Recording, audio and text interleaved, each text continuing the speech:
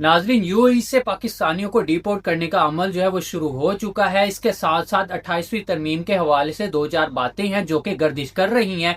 इस हवाले से भी हम बातचीत करेंगे। और अनमोल उर्फ पिंकी जो कि एक कोकीन ड्रग डीलर है, उस हवाले से पाकिस्तानी मीडिया में बहुत ही ज्यादा शोर मचाया जा रहा है, बहुत ही ज्यादा डिस्कस किया जा रहा है। अगर बातचीत नहीं की जा रही तो वन कॉन्स्टिट्यूशन एवेन्यू के ऊपर बातचीत नहीं की जा रही, दहशत गर्दी के ऊपर बातचीत नहीं की जा रही, इस्लामाबाद में जो ऑपरेशन चल रहा है उसके ऊपर बातचीत नहीं की जा रही, महंगाई के ऊपर बातचीत नहीं की जा रही, बेरोजगारी के ऊपर बातचीत नहीं की जा रही, और इमरान खान साहब की सेहत के हवाले से उसके ऊपर बातचीत नहीं की जा रही, पेट्रोल की बढ़ती कीमतों के ऊपर बातचीत नहीं की जा रही, और इंटरनेशनली कौन कौन से क्राइसिस दरपेश है उनके ऊपर बातचीत नहीं की जा रही। बातचीत की जा रही है तो अनमोल उर्फ पिंकी द कोकीन क्वीन के ऊपर बातचीत की जा रही है, और फिर अचानक से अनमोल उर्फ पिंकी जो है वो बनी गाला का नाम ले लेती है, तो उसके ऊपर जो है वो बहुत बड़ी डिस्कशन जो है वो शुरू हो जाती है। इसके साथ साथ एक अमेरिकन ड्रॉपसाइड न्यूज एजेंसी है जिसने साइफर को जो है वो पब्लिक कर दिया।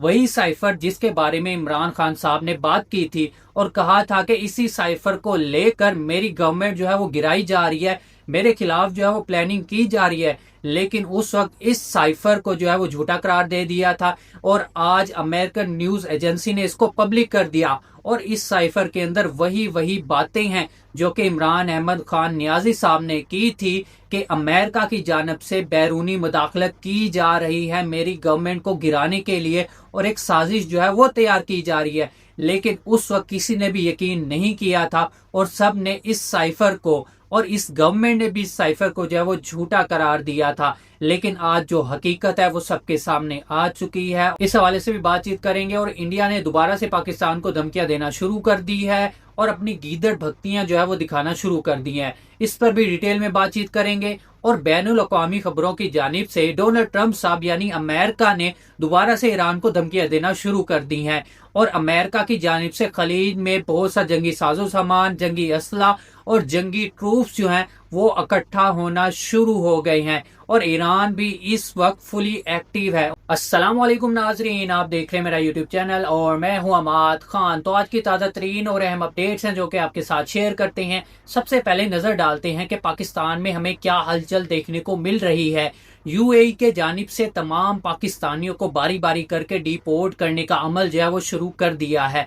इस एक हफ्ते में तकरीबन 300 से 350 पाकिस्तानियों को जो है वो डिपोर्ट कर दिया गया है, और कहा यह जा रहा है कि पहले उन्हें पकड़ा जाता है, फिर उन्हें कैदी मुशक्कत में रखा जाता है, और फिर 10-12 दिन के बाद उन्हें पाकिस्तान की जानिब डिपोर्ट कर दिया जाता है। इस हवाले से हमारी गवर्नमेंट जो है वो बखूबी वाकिफ है, लेकिन कोई भी इकदाम जो है वो नहीं किए जा रहे, और ना ही मीडिया की जानिब से इसके ऊपर कोई भी आवाज जो है वो उठाई जा रही है। और आने वाले वक्त में हमें ये तादाद मजीद बढ़ती दिखाई देगी। बहुत से लोगों का वहाँ पर कारोबार है, वहाँ पर उनकी चीजें पड़ी होती हैं, लेकिन उनको जैसे ही पकड़ा जाता है जेल शिफ्ट कर दिया जाता है, और वहां से पाकिस्तान की जानिब 10-12 दिन के बाद डिपोर्ट कर दिया जाता है। कोई भी साजो सामान उठाने की इजाजत जो है वो नहीं दी जाती।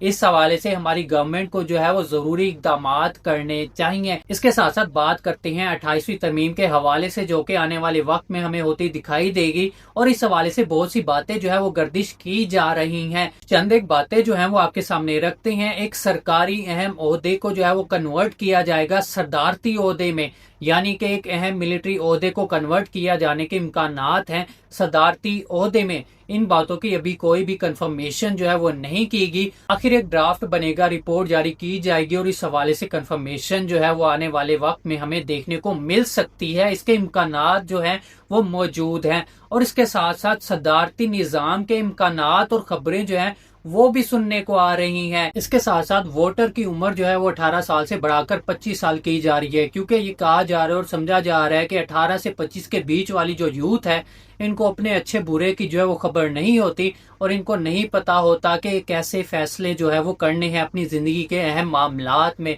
और इसी वजह से इसकी उम्र जो है ये बढ़ाकर 25 साल की जा रही है। क्योंकि 18 साल वाला शादी भी कर सकता है, 18 साल वाला अपना आईडी कार्ड भी बनवा सकता है, ड्राइविंग लाइसेंस भी बनवा सकता है, लेकिन फैसला नहीं कर सकता तो वो अपने वोट का फैसला नहीं कर सकता। ये मंतक जो है वो पेश की जा रही है इस आईनी तरमीम के हवाले से। और अगर ये सोच करके जी हम 25 साल उम्र बढ़ा देंगे तो जो पिछले दफा हमारे साथ हुआ है कि ज्यादा वोट जो है वो शायद पीटीआई को पड़े हैं, तो इस बार जो है जो हम उम्र जो है इसमें तरमीम कर देंगे तो आने वाले वक्त में जो है वो सारे वोट जो है वो पीपल पार्टी और नून लीग को पड़ेंगे। तो ऐसा बिल्कुल ही नहीं है, क्योंकि मुझे याद पड़ता है कि जब मैंने वोट दिया था तो मेरी उम्र थी 18 साल। उसके बाद जो है आज मेरी उम्र है 25 साल प्लस। ठीक है ना। अब जिसने पिछली दफा वोट दिया होगा इस बार वो जो है वो 25 प्लस बैठा है। ठीक है। अगर किसी ने आपको ये मंतक दी है, ये मशवरा दिया है, प्लानिंग दिया है, तो आप अपनी इस प्लानिंग के ऊपर नजर सानी कर दें और इसकी उम्र बढ़ाकर 25 नहीं 30 रख लें, क्योंकि वही 18 वाले 25 वाले हुए बैठे हैं। इसमें भी आपको जो है वो नुकसान उठाना पड़ सकता है। एक काम है जो आप कर सकते हैं, आपको कंफर्मेशन मिल सकती है, तो वहां जो है अपने मुतल्लिका बंदों को खड़ा कर दें और कह दें कि या तो पीपल पार्टी के ऊपर वोट देना है या तो नून लीग के ऊपर वोट देना है। इसके अलावा कहीं पर भी आपने जो है वो वोट कास्ट नहीं करना। फिर जो है फिर आपके कामयाबी जो है वो कदम चूम सकती है।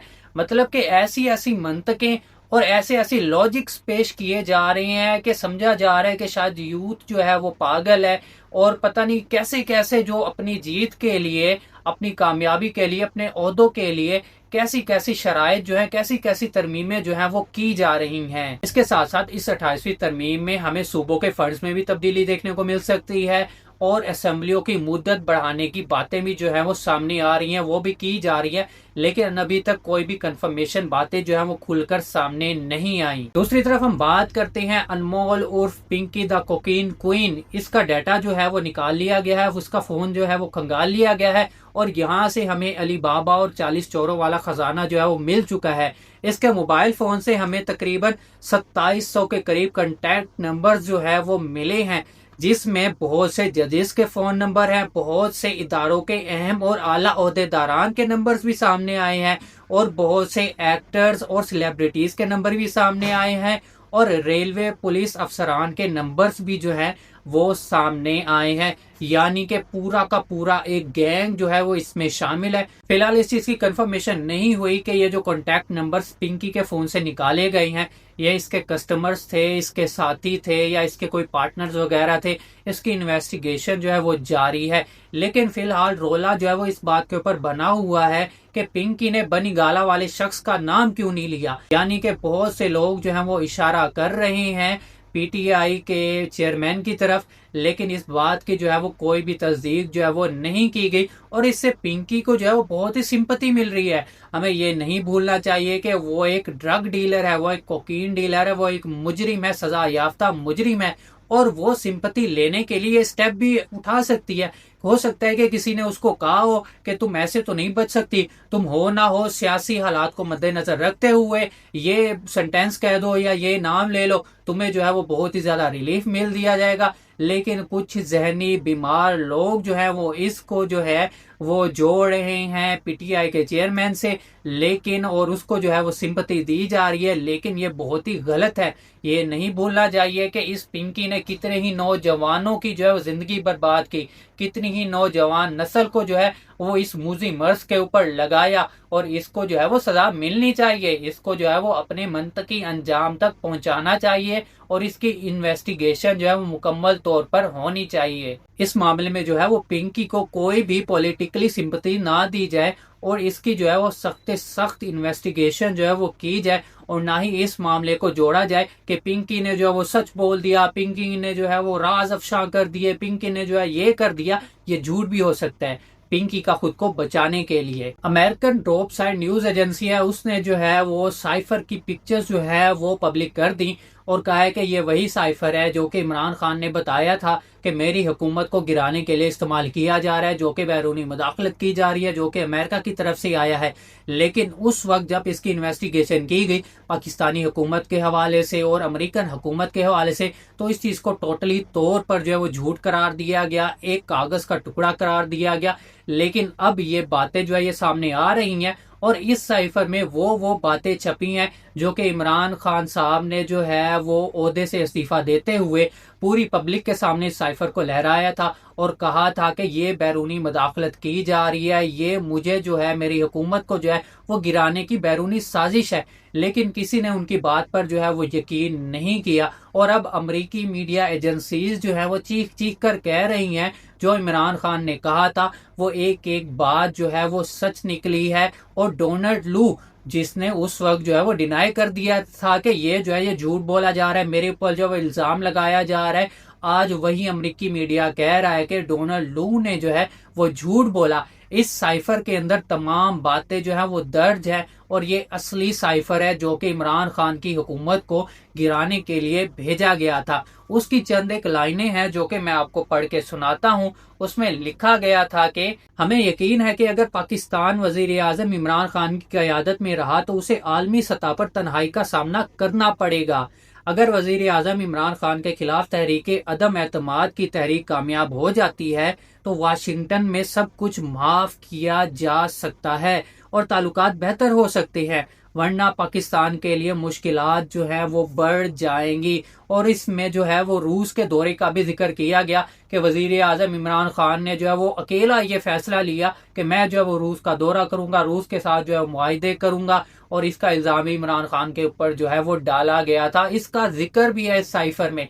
यानी कि इमरान खान ने चीख चीख कर पूरी अवाम को जब ये कहा था कि ये बैरूनी मुदाखलत है, यानी कि अब वो बातें हकीकत सामने आ रही है, वो सच साबित हो रही हैं। अब देखते हैं कि आने वाले वक्त में हमें इस हवाले से क्या खबरें जो है वो देखने को मिलती हैं, क्योंकि अमेरिकी मीडिया ने तो अब खुद चीख चीख कर बता दिया कि इमरान खान ने जो कुछ कहा था, जो साइफर वाली बात थी, वो हकीकत थी, वो सच थी। इंडिया ने जो है पाकिस्तान को दोबारा से गीदड़ भक्तियां जो है वो देना शुरू कर दी हैं, यानी धमकियां जो है वो देना शुरू कर दी हैं।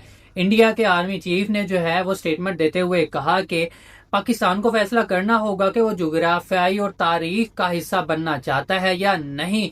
मतलब कि ये लोग हारने के बाद, मुंह की खाने के बाद, धूल चाटने के बाद कैसे कोई ऐसी बातें कर सकता है कि एक तरफ जो हमने अपनी हार जो है वो तस्लीम की, हमने जो है वो डोनाल्ड ट्रंप के पांव पकड़ के जो ये जंग बंदी करवाई थी, जंग रुकवाई थी, नहीं तो पाकिस्तान ने जो है वो इसका तिया पांचा एक कर दिया था। लेकिन उसके बाद भी इंडिया जो है वो अपनी नापाक साजिशों से जो है वो बाज नहीं आ रहा और बार बार पाकिस्तान को जो है वो धमकियां दे रहा है, क्योंकि आने वाले इलेक्शन जो है वो करीब है। तो मोदी जो है वो फिर से ये पाकिस्तान इंडिया कार्ड खेलेगा और खुद के लिए सिंपैथी जो है वो हासिल करना चाहता है। और आने वाले वक्त में ये पॉसिबल हो सकता है कि इंडिया की जानिब से कोई नापाक, कोई भी मिस एडवेंचर जो है वो पाकिस्तान में किया जाएगा, लेकिन पाकिस्तान की जानिब से भी भरपूर जवाब और करारा जवाब दिया गया है इंडिया को। और पाकिस्तान की जानिब से कहा गया है कि ये बयान हिंदुत्व नजरिए के जरिए असर भारतीय क़यादत की गुमराहकुन और वहमी सोच की अक्कासी करता है,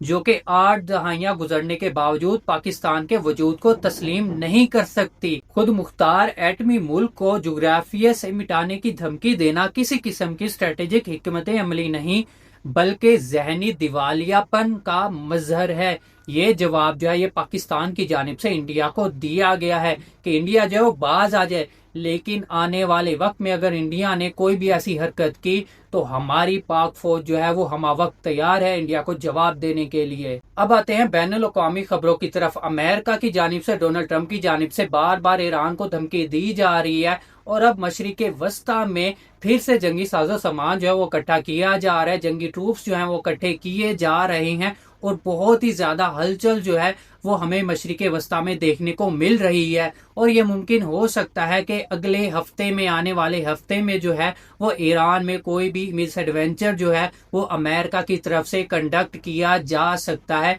लेकिन ईरान जो है वो भी अपनी पूरी तैयारी करके बैठा है।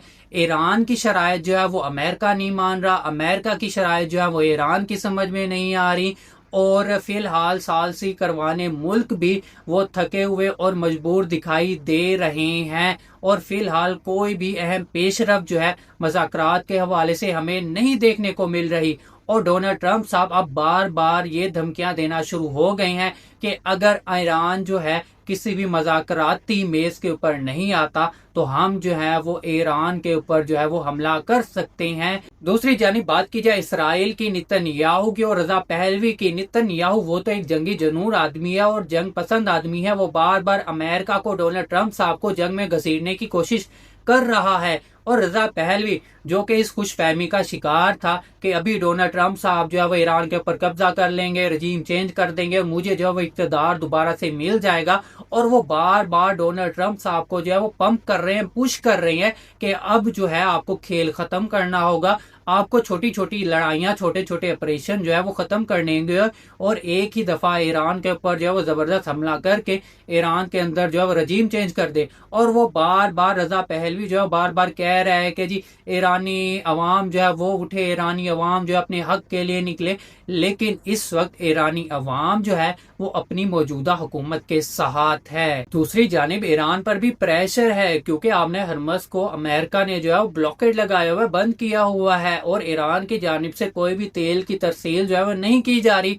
अगर ईरान को जो है वो अपने तेल के कुएं बंद करने पड़ गए, अपनी ऑयल रिफाइनरीज को बंद करना पड़ गया, तो ईरान के लिए बहुत ही ज्यादा मुश्किल जो है वो पैदा हो सकती है।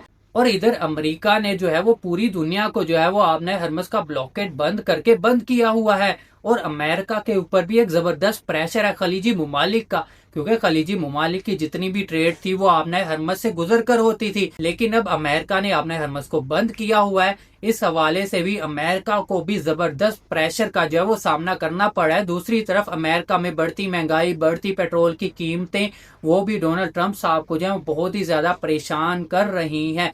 देखते हैं कि चाइना और पाकिस्तान इस जंगबंदी में, इन मज़ाकरात में कैसे अपना अहम किरदार जो है वो अदा करता है, क्योंकि दोनों मुमालिक की जानिब से, अमेरिका और ईरान की जानिब से कोई भी झुकाव जो है वो हमें देखने को नहीं मिल रहा।